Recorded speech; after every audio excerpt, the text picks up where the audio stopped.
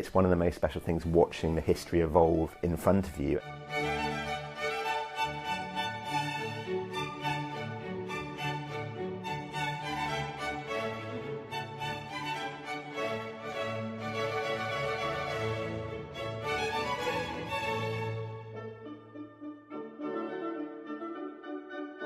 My particular position was just outside the front of Westminster Abbey to capture those first moments as a royal couple, as a married couple, emerging onto the steps of Westminster Abbey. I remember I was a bit nervous about this. I was up at 2 o'clock in the morning, checking my equipment, checking the batteries were charged. So the sense of relief when I saw the image on the back of the camera was incredible. I could sort of relax.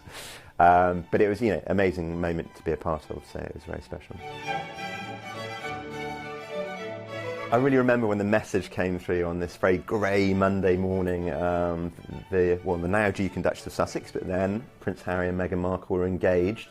But I just love this photo. They both look so happy, and there's a bit of energy to it, and it was just great to capture this moment.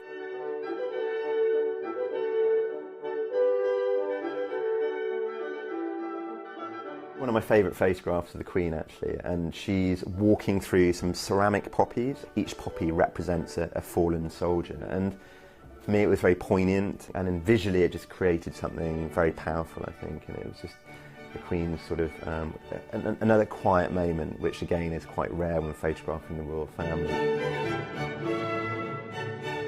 I just love this natural kind of candid moment as Prince Harry shows them the picture on the back of the camera, and they were smiling as they looked at it. So it's, you know, totally candid and relaxed, and you've got the beautiful sort of mountains of Lesotho in the background.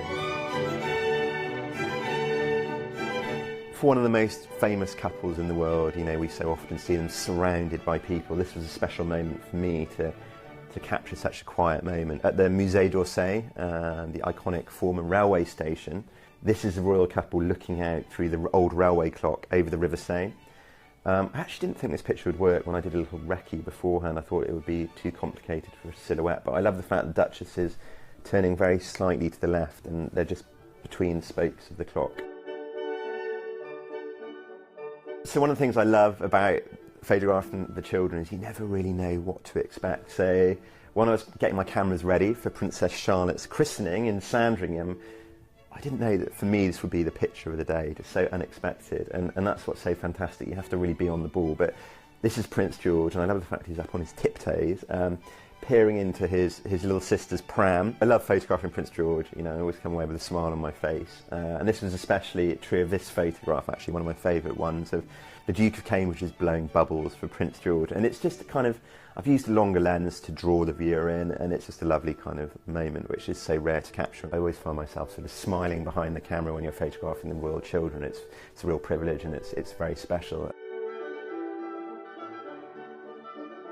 I think my most special experiences are in places like Lesotho. I did a lot of work with the royal charities, so I've watched many of the children in Lesotho grow up over the years, working with Prince Harry's charity, Centre Bali. For me, those sort of quieter moments mean just as much as the big historic ones. Watching the royal family evolve is one of the most special things about the job, and it's absolutely fascinating to be documenting that, and just thinking back to sort of 15 years ago and how different my job was then to what it is now is one of the most exciting things, to be sort of documenting the story and creating an archive of, and trying to do it as uniquely as possible, trying to get those intimate moments that show the royal family, show the humanity as best I can. It's amazing to see people's interest around the world on social media and things like that, and it's really special.